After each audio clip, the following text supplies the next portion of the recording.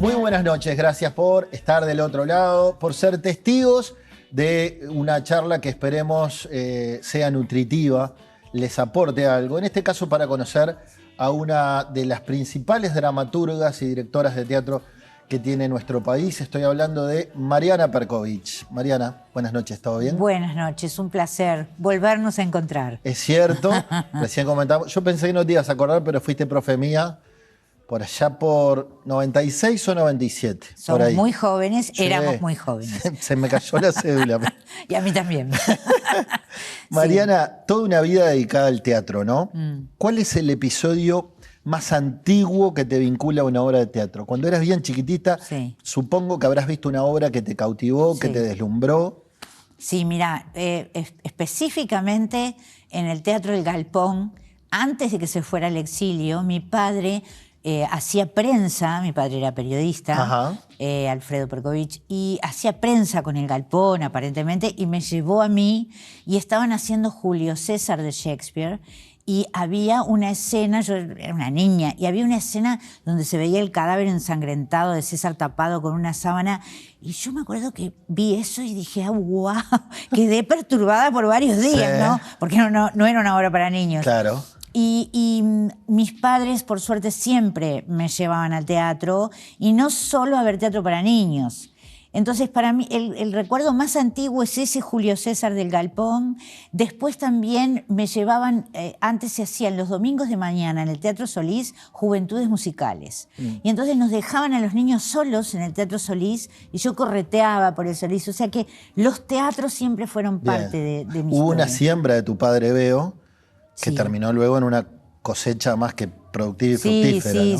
sí. Y después, eso es otra cosa que también pasó, es que ese impulso familiar hizo que cuando yo era estudiante juntaba monedas en aquella época para ir al teatro. O sea, Mirá. recuerdo el ahorrar para comprar, ir al teatro circular, que me encantaba lo que se hacía en el circular.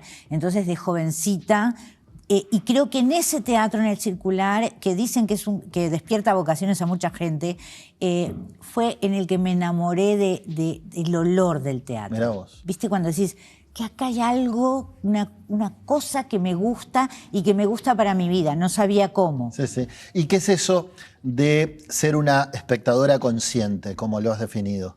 Porque también ahí Sí. hay una formación, un trabajo de tus padres, ¿no? Claro, porque de alguna manera el ver mucho desde chica, el acompañar mucho los fenómenos culturales, el ir al cine, el ir mucho a Cinemateca de joven, todo eso me transformó en esa espectadora consciente, y también de ver cosas que incluso hoy pueden no gustarme, pero igual las he visto, las veo y las veré, porque creo que eso es lo que tenemos que hacer los que nos dedicamos a algo. Es como, Claro. viste, si estás en el mundo de la comunicación, también tenés que escuchar todo, Sí. por más que no sea tu estilo, pero Exacto. saber que existe, cómo es. Y Aunque sea para decir por acá no voy a ir. Exactamente.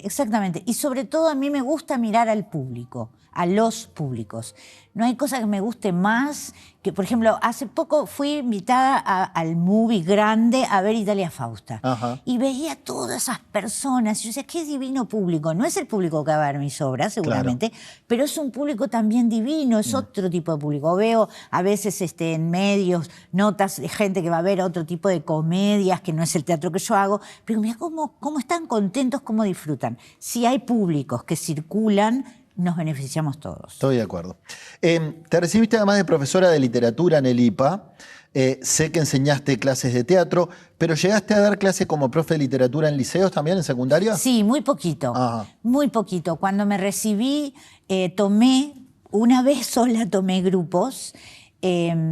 En una época que además empezaban una cantidad de situaciones con los... Me acuerdo de entrar al Liceo Zorrilla, muy jovencita, profesora de literatura, recién recibida, y que me volara un banco por la cabeza, ¿viste? O sea, había...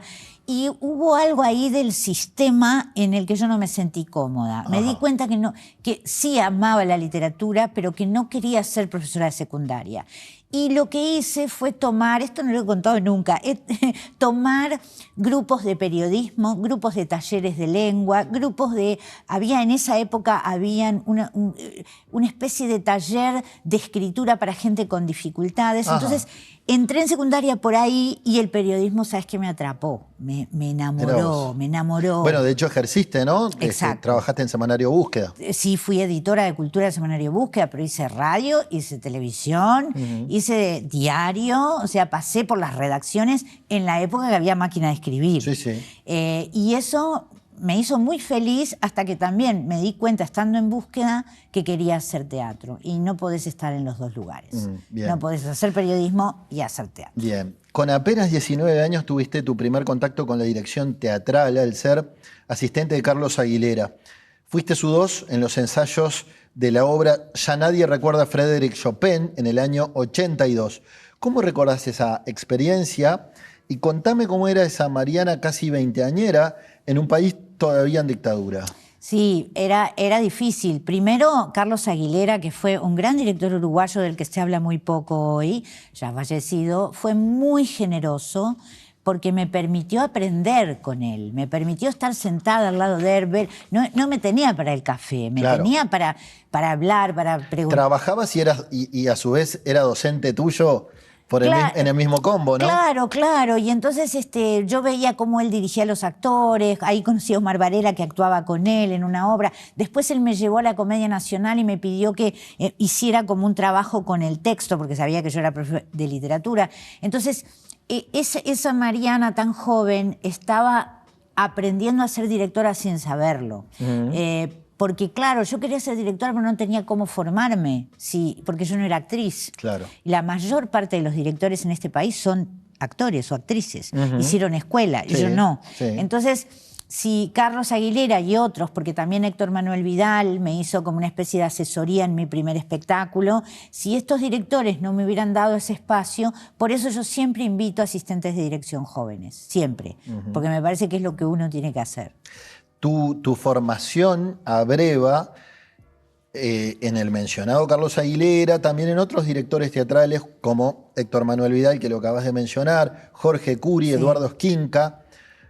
¿Cuál de ellos influyó más en tu forma de hacer teatro, en tu carrera?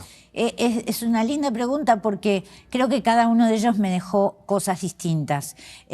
Jorge Curi me hizo ver a América Latina, El Herrero y la Muerte, cómo manejaba el circular, las cosas que hacía ahí adentro me fascinaban. Héctor Manuel Vidal, su corte político, su manera política de trabajar el teatro, yo creo que fue una influencia muy grande.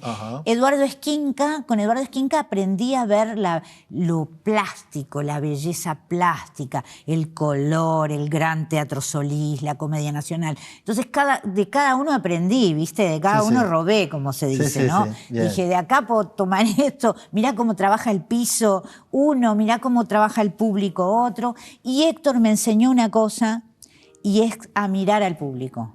Me dijo, siempre mira al público cómo está sentado. Recién lo decía. Sí, si está sentadito en el borde de la butaca y mirando hacia adelante es porque están interesados. Mirá vos. Entonces aprendí a esos truquitos de a ver cómo está el público. Está bien. Continuaste tu preparación en Europa cuando fuiste becada para el Royal Court Theatre de Londres y también estuviste en el Teatro Abierto de París, donde fuiste residente. Sí. ¿Qué te trajiste de Europa? Quiero decir, ¿qué te permitió esa estadía en el viejo continente que puedas decir que cambió tu mirada del teatro, cambió tu mirada del mundo? Si es que hubo un antes y un después en tu viaje a Europa. Sí, lo que me pasó en Londres, primero que éramos una generación, es un teatro muy prestigioso que formó y forma muchos dramaturgos, y en esa época todavía formaba directores. Ahí estuve en la misma generación con Andrés Lima, que ha venido a la Comedia Nacional a dirigir acá, español, y con otros colegas del mundo. Y ahí primero nos conocimos con una generación, y lo que aprendí, ya te digo, en Londres y en París fue qué importante es ser uruguaya y latinoamericana. Es decir, me encanta el teatro inglés, me encanta todo lo que aprendí, pero también aprendí mucho sobre mi identidad, aprendí mucho sobre la hermosa formación pública que tenemos en este país, de cómo estaba preparada en relación a mis compañeros. Lo que me traje de París también fue interesantísimo porque en París, al ser residente en un teatro, ellos trabajaron con un texto mío en francés, Extraviada, que es sobre un caso de un parricidio que sucedió en el Uruguay de los 40, acá en Montevideo. Y ellos querían forzar en Francia el texto a que fuera sobre la dictadura en Latinoamérica. Y no tenía nada que ver, era sobre el vallismo. Claro. También ahí vi cómo nos ven de afuera. Decime, corregime si me equivoco, pero una discusión similar se armó con la película Emilia Pérez. Exacto. No sé si la viste, Sí, la vi, pero cómo claro. nos ven de afuera y cómo... Mirá con qué mirada frívola ven el narcotráfico, ¿no? Claro, es que a veces ese es el tema. A veces yo siempre le digo a la gente joven, tienen que viajar, tienen que ir y ver, porque eso te hace ver tu propio país con distancia. Claro. Y te hace ver qué cosas tenemos de buenas Sí. y qué cosas tenemos de identidad que tenemos que defender. Porque creo que toda la polémica, que por supuesto también yo creo que el arte tiene derecho a contar las historias como cada quien quiere, Sí. Pero también a veces esos clichés, cuando están hechos por un extranjero, a uno le duelen más. Obvio. ¿No? A uno le duelen más. Pero también creo que es eso, es muy interesante tomarle el pulso al mundo para decir, bueno, ¿qué país somos? Muy bien, vamos a una pequeña pausa. Ya venimos, estamos charlando con Mariana Perkovich en la noche de Seré Curioso.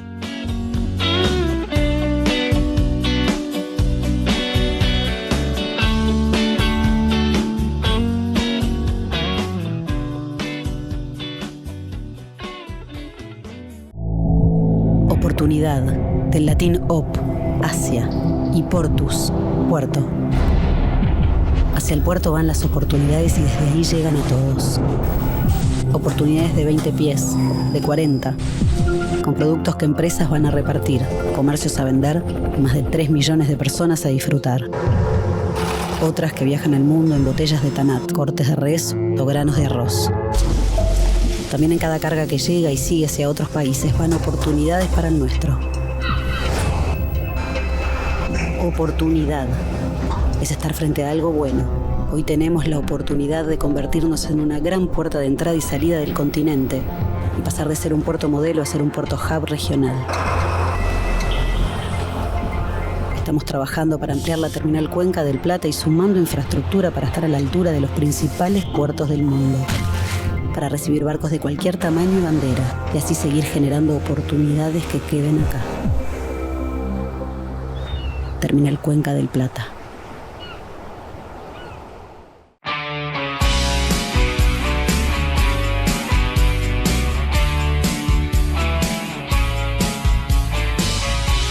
Atención, es el mes de los lentes de contacto en Óptica Ruglio. Descubrí libertad, nitidez y comodidad a un precio único. Promos exclusivas y descuentos imperdibles. Si ya usás, renová. Y si no, animate al cambio. Viví tus lentes de contacto con Ruglio. Renová tu mirada. Mariana, fuiste directora de la EMAD en 2 oportunidades, la Escuela Municipal de Arte Dramático. Primero de 2004-2007, cuando renunciaste por diferencias profesionales con los docentes de la escuela, o por lo menos eso es lo que trascendió. ¿Se puede saber, ahora que han pasado ya unos cuantos años, cuáles fueron esas diferencias? Sí, claro.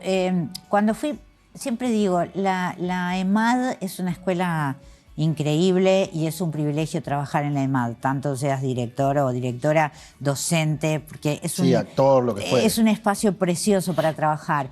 Yo no conocía la institución, no le conocía las lógicas y yo tenía una idea una idea de lo pedagógico que evidentemente estaba en tensión con una matriz que tiene la escuela. Ajá. Y la verdad que no nos entendimos. Creo que la institución no se entendió conmigo y yo no me entendí con la institución. Y entonces creo que lo mejor que pude hacer fue irme. Y cuando me voy, porque empecé a proponer el debate, a pesar de todo, hicimos todo un trabajo para tener un nuevo local y empecé a proponer el debate de qué tipo de formación pedagógica daba la escuela. Un debate que ya habían planteado Rubén Yáñez antes y Le Bon, y que yo quise continuar. No me fue muy bien, fracasé con rotundo éxito, pero después, en el 2008, el Coco Rivero, que fue el director siguiente, me invita a ser docente. Y entonces estoy 3 años conociendo la escuela como docente. Y ahí la entendí mejor. Bueno, evidentemente la entendiste porque tuviste una revancha. Fuiste directora de la AMAD nuevamente de 2012 a 2014, donde reformulaste el plan de estudios Exacto. para que la titulación pudiera tener un grado de licenciatura. ¿Por qué te parecía importante que el título tuviera carácter universitario? ¿Para revalorizar la educación? ¿Por entender que se estaba subestimando la labor del actor? Bueno, porque creo que la EMAD tiene 2 carreras grandes, ¿no? Tiene actuación y tiene diseño teatral. Y creo que la educación artística en este país pública debe ser un sistema. No lo es. Debería serlo. Debería serlo un sistema conectado. Estás hablando de toda la educación. De toda la educación artística. Artística. Artística. Okay. O sea, que si vos tenés arte en las escuelas, eso esté conectado con el liceo, con el bachillerato, con los lugares terciarios, por supuesto con la UDELAR. Por eso creo que la Universidad de la Educación tiene que tener una zona artística, y la Facultad de Artes para mí era el lugar como natural para que la EMAD se transformara en una licenciatura. También creo que la historia de la EMAD hizo que eso no sucediera, y no creo que suceda. Yo creo que la EMAD va a quedar como una escuela de la Intendencia con su prestigio y con su gran trayectoria, y que la Universidad de la República va a generar sus propias licenciaturas, ya tiene una licenciatura en danza. Pero siempre fue, sí, creo que el preciosísimo año del cambio de estudio, del plan de estudio, fue una oportunidad de debatir, de asambleas, de traer gente del extranjero, y yo aprendí muchísimo de pedagogía, lo que me permitió después escribir un libro. Bien. He leído a gente que sabe más que yo y dicen que tenés un estilo de dirección muy particular, un estilo muy personal. ¿Cómo lo podrías definir vos? No sé, yo creo, dependerá de quién lo diga. Yo creo que lo que puede definirme como directora es que primero no soy actriz, entonces trabajo mucho con una propuesta de darle la derecha al actor, actriz, creador, creadora. Es decir, ¿qué tenés para proponerme vos? ¿Cómo lo harías vos? Escuchás mucho al actor. Mucho. Y casi nunca, últimamente sobre todo, casi nunca yo marco. No le digo al actor cómo tiene que hacerlo, cómo tiene que moverse. Veo lo que me propone y sobre eso, como en el cine, monto. Bien. Elijo, selecciono. Hay un claro feedback, aunque vos tengas la palabra final. Y sí, porque el trabajo de la dirección es esa. Es tu rol, sí, claro. Sí, ese es el trabajo final, decir, bueno, vamos a poner esto, claro. y discutir con los diseñadores el vestuario más así, más asá, pero siempre escuchando mucho al equipo. Y lo otro es la puesta en escena, porque solés hacer una investigación escénica sobre el espectador y el espacio. Por ejemplo, te caracteriza haber sacado obras de salas de teatro opacas, en penumbras, para hacer obras en casas particulares, en sinagogas, en bares, en estaciones de trenes. ¿Cuál es el propósito? ¿Qué es lo que buscas? Invitarte a una experiencia como público. Es decir, yo creo que soy hija del cine y aprendí mucho de esto de la cámara subjetiva, de tus ojos que seleccionan, de tu cerebro que selecciona lo que querés ver. Me gusta mucho la mirada múltiple, me gusta que ningún espectador tenga la misma experiencia que otro. El teatro italiano, a la italiana, con el escenario frontal, direcciona más la mirada, ¿no? Casi todos vemos lo mismo. En estos espacios te tenés que dar vuelta, ves el rebote en un espejo, pasan cosas y capaz que vos ese día viste algo, un gesto que yo no vi porque estaba mirando para la derecha. Entonces eso me gusta, me divierte, me parece que es una linda experiencia para el público. Quizás por eso, todo tiene que ver con todo, hace poco le dijiste a la Tido Bit de Montevideo Portal, el teatro no es sagrado, hay que ir en contra de la solemnidad. Total. Va por ahí. Total.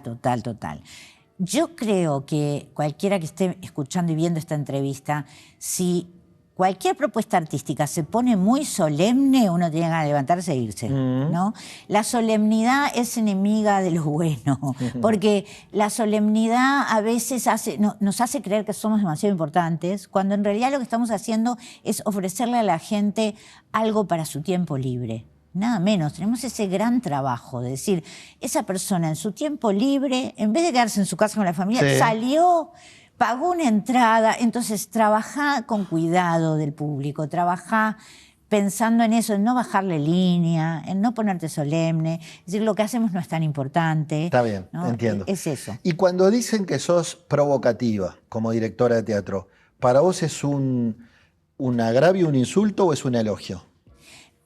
Yo creo que a esta altura es como un mito. Está bien. Es puede un ser. mito, ¿viste? Yo soy provocativa. Bueno, sí, puede ser. Porque he hecho algunos espectáculos que han generado mucha polémica, sí, puede ser. Porque trato de construir cierta idea, puede ser.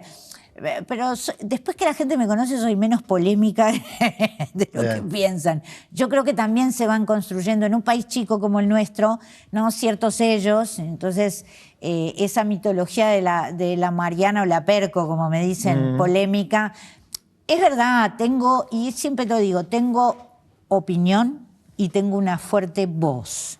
Y no me achico. Bien. Eso también es parte del ser provocativo. Bien. Quiero que la gente se pelee por la obra que ve, le dijiste al país hace unos años. ¿Esto tiene que ver con no dejar indiferente a nadie? ¿Se trata de eso? Sí, porque eso fue por la época de Bodas de Sangre, Ajá. que fue ese espectáculo tan polémico en el Solís, con la despedida de Estela Medina, con un Lorca hecho de otra manera a lo que se esperaba. Y a mí me gustaba esa cosa de tensión de estadio de fútbol que se daba, que mitad del Solís estaba en contra, mitad del Solís a favor, y creo que eso responde a esa sensación de decir, está buenísimo que Claro. eso pase, no está mal. Me pasó hace poco eso con Macondo en el Claro, Solís. claro. Y se lo comenté a Calderón. A mí no me terminó de llenar y algunas cosas no entendí. Y a él le interesó mucho mi opinión y de hecho estuvimos hablando unos cuantos minutos, pero a otra gente le fascinó. Claro. Y hablé con colegas a los que vi, periodistas a los que vi en escena, después compartimos y no habían entendido. Pero o les había gustado mucho o no les había gustado nada, pero no dejó indiferente a nadie. Eso es lo importante. Es que lo peor que nos puede pasar en nuestros trabajos es que sea indiferente, que la gente pase de lo que Sí, sí, hacemos. sí, Entonces, si vos generás contenidos, generás propuestas que movilizan, donde la gente se pelea en el sentido de decir, no, no me gustó, sí me gustó, no, está buenísimo, no, es un horrible. No, anda, pero anda Es a como un ver. tercer tiempo. Exacto. Bien. Exacto. Es decir, buscar la manera también de instalar la conversación. Bien. De 2015 a 2020 ocupaste un cargo político, fuiste directora de la División Cultura de la Intendencia de Montevideo y para aceptar debiste dejar el teatro. ¿Valió la pena? Sí, valió la pena, valió la pena. Quizás hoy no lo volvería a hacer. Si me lo vuelven a ofrecer diría no, muchas gracias. Está bien. Pero en ese momento valió la pena. Primero porque fui la primera mujer directora de cultura de la ciudad de Ajá, Montevideo, no es poco. que no es poco. Y como feminista que soy, no podía decir que no. Sabía que me iba a traer muchos problemas, pero tenía que estar ahí. Formé un equipo, el equipo que formó Daniel Martínez era un gabinete muy lindo, se trabajó muy bien, tuvimos un gabinete paritario con muchas compañeras. Lo que hizo fue alejarme del teatro y eso lo extrañé muchísimo, muchísimo. La parte fea es eso, que, Sí. que te alejó de tu día a día. Sí, la parte fea fue eso y después también la parte fea de todo cargo público es que nunca vas a conformar a todo el mundo. Y no, estás sometida al escarnio público 24/7, más con Exacto. redes sociales, ¿no? Exactamente. Bien. ¿Y cómo valoras tu pasaje por la Intendencia? ¿Qué cosas pudiste hacer y qué quedó en el debe? Capaz que esta pregunta es amplia, te pido... Sí, no, mira, yo creo que de las cosas más importantes en la gestión esta fue la gran inversión que se pudo hacer, se construyó el Crece Flor de Maroña, se arregló todo ay, no me sale ahora el lugar donde observas las estrellas. Planetario. El planetario digital, se arreglaron teatros, hubo una inversión en cultura muy fuerte y también hicimos un trabajo que ya venía en Proyecto Esquinas de descentralización cultural, un trabajo sobre género en la cultura. Se hicieron cosas, en poco tiempo se hicieron cosas. Bien. Nos vamos a una pausa. Estamos charlando con la dramaturga y directora teatral Mariana Perkovich. No se vayan, ya venimos. Para emprender el viaje hacia otro lugar.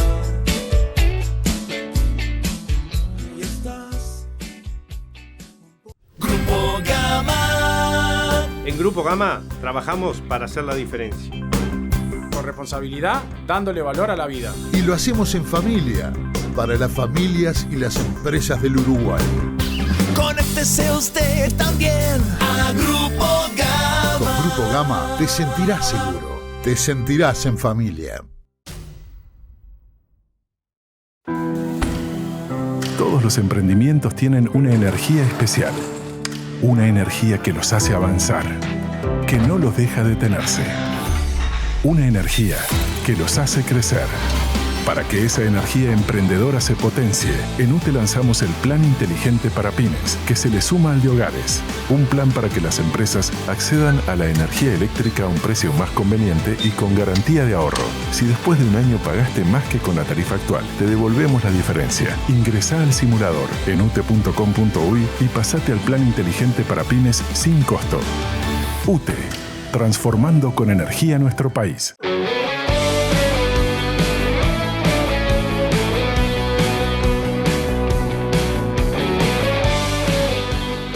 Seguimos en la noche de Seré Curioso. Antes de continuar esta charla, quiero hacerles una invitación. Mirá.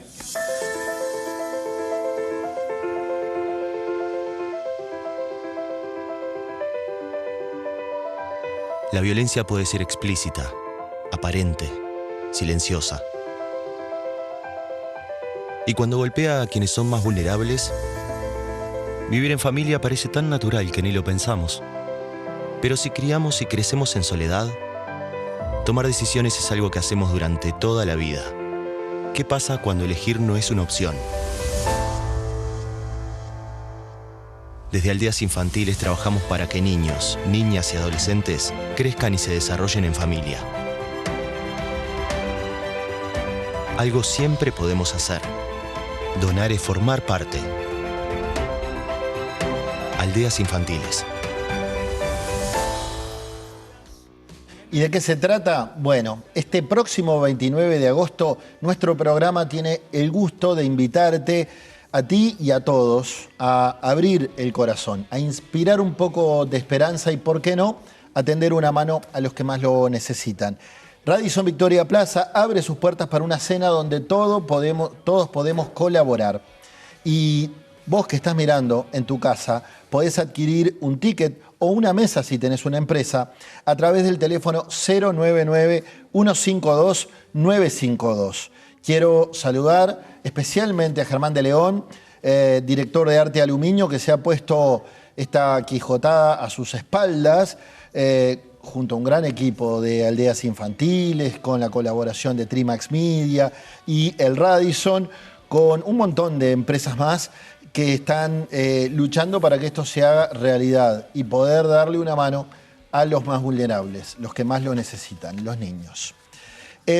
Mariana, me meto en un tema delicado. Hace 5 años te diagnosticaron cáncer de mama. ¿Te acordás cómo reaccionaste cuando el doctor te dio la noticia? Fue difícil, porque yo creo que yo fui a la oncóloga suponiendo lo que me iban a decir, pero lo negaba un poco. Fui sola, me acompañó una amiga y mi amiga se quedó afuera porque yo le dije no entres. Fue un momento donde yo estaba como un poco negando, decía no, esto a mí no me puede pasar. El famoso ¿por qué a mí? No tanto el por qué a mí, sino no, esto no me está pasando. Fue más negación. Más negación. Después cuando me plantearon que la cosa era embromada, dije, bueno, lo primero que hice, me acuerdo que llamé a Daniel Martínez, el intendente, y le dije, me acaban de diagnosticar cáncer de mama, mañana no voy a trabajar. O sea, entré en un tubo, porque fue todo muy rápido. Pero digamos que todo el proceso fue muy difícil porque era un cáncer que no se había detectado nunca increíblemente en los controles y estaba muy avanzado. Y el tratamiento fue muy crudo, y me trajo muchas secuelas. Entonces entré en una zona complicada donde como que la realidad paró, ¿viste? Entrás en un tubo, yo supongo que la gente que ha pasado por esto sabe, entrás como en una zona que no es lo real, no te está pasando, pero tenés que seguir, tenés que hacer el tratamiento, no podés parar y tiene sus costos. Sí, sí. ¿Y aprendiste algo de vos con la enfermedad? Quiero decir, ¿El cáncer te enseñó cosas de vos que desconocías? La resistencia. La resistencia. La famosa resiliencia. Sí, seguir y hacer todo lo que te piden que hagas y pasar todo lo que tenés que pasar y decir, bueno, tengo que seguir. Porque además no paró ahí. Después eso me trajo consecuencias en lo óseo, porque yo tenía una barra de titanio que la radioterapia la partió, eso me trajo dolor crónico. Entonces, y seguí y acá estoy. ¿Y el cáncer te cambió tu mirada a nivel artístico? ¿Tenés otras inquietudes desde entonces? Me cambió a nivel humano. Estoy más paciente, estoy más serena, estoy más amigable, me enojo menos, hay cosas que no me importan mucho. Digo, está bueno, sí, hay cosas peores. Eso te cambia, inevitablemente te cambia. Sí. Porque decís, viste, estás Te tan... cambió más como persona mucho más como que a persona, nivel laboral. Mucho más como persona, porque supongo que habrá tenido un impacto en lo artístico, claro. Pero más imperceptible. Yo creo que tiene que ver más con lo personal y eso sí se refleja en lo artístico. Bien. En cómo tratas a los equipos, Claro. en cómo te desenvolves en un la gestión grupo. de los recursos humanos. Exacto, y decís, bueno, hay que ser más comprensivo, hay que escuchar al otro. Cuando uno es más joven es más impetuoso y a veces es más soberbio. El cáncer es sabio en ese sentido. Te dice, baja el copete y aprende que hay otras formas de vivir también. Bien. En marzo de este año publicaste el libro Amar a tu monstruo, una investigación sobre la historia de la enseñanza de la actuación en Uruguay. El centro de la investigación artística para mí está hoy en lo pedagógico, en cómo y qué enseñar en este tiempo, para el hoy, le dijiste a Búsqueda. Me detengo en el qué. ¿Qué debería enseñarse hoy para los tiempos que corren y cuando las sensibilidades están tan a flor de piel, cuando podés ser cancelado por cualquier cosa que digas o publiques en redes sociales?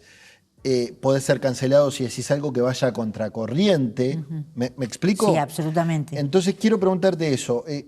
¿Qué debería cambiarse en el qué para los tiempos que corren hoy?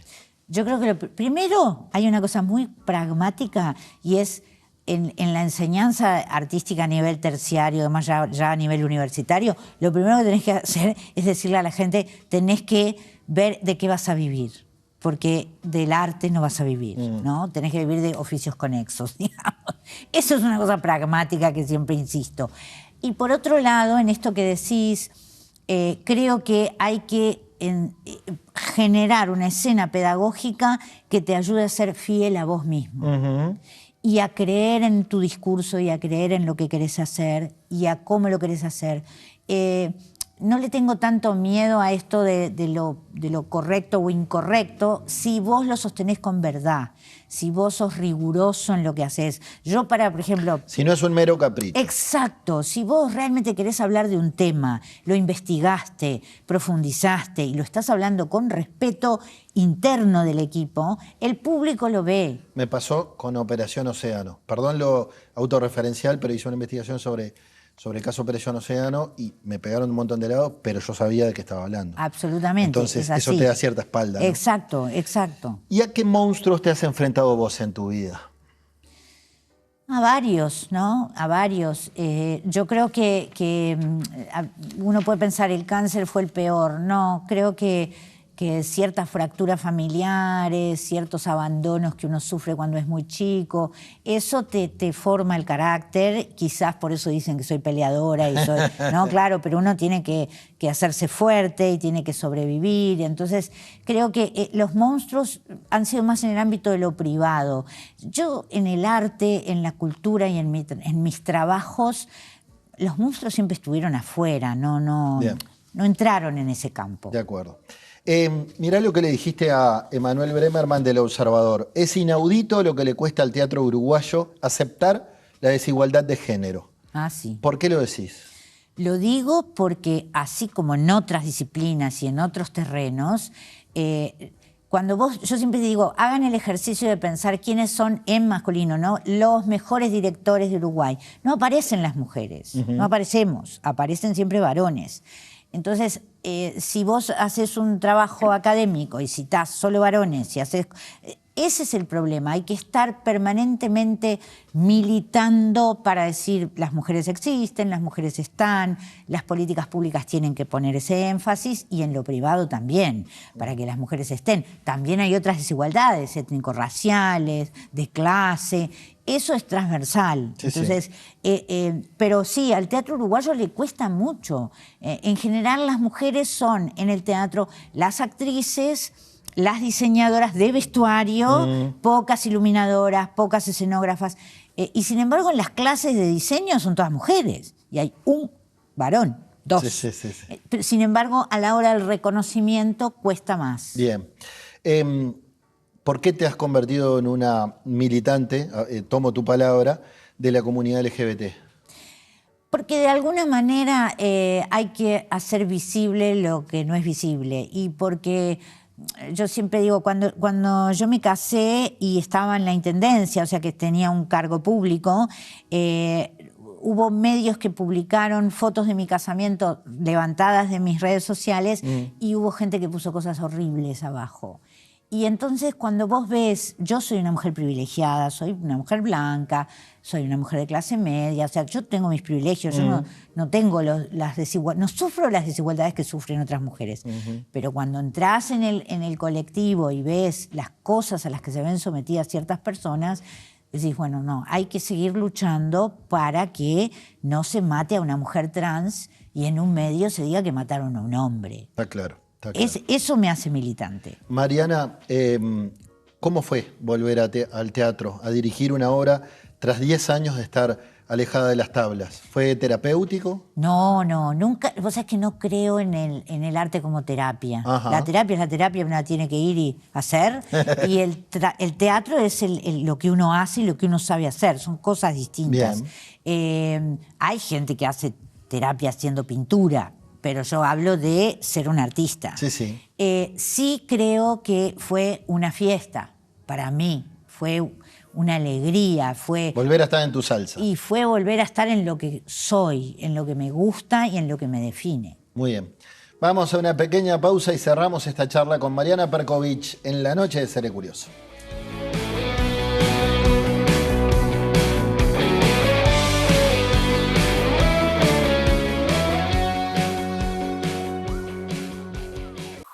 Elija bien. Más opciones, mejores decisiones. Somos una empresa que tiene como objetivo brindar a nuestros clientes profesionales y particulares un servicio completo en sus proyectos de obra. Ofrecemos asesoramiento técnico, personal idóneo y materiales de primera calidad. Arte Aluminio, la empresa líder en aberturas en Uruguay.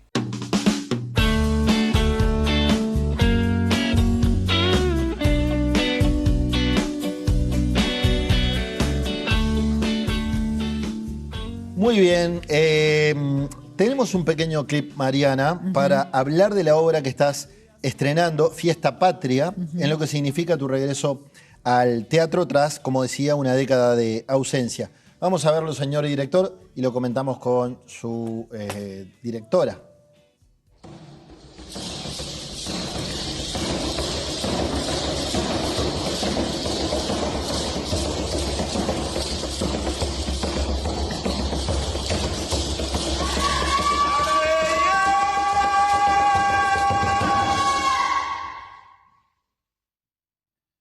Bueno, más que oportuno, considerando los 200 años, el bicentenario de la Jura de la Constitución, ¿no? Exactamente.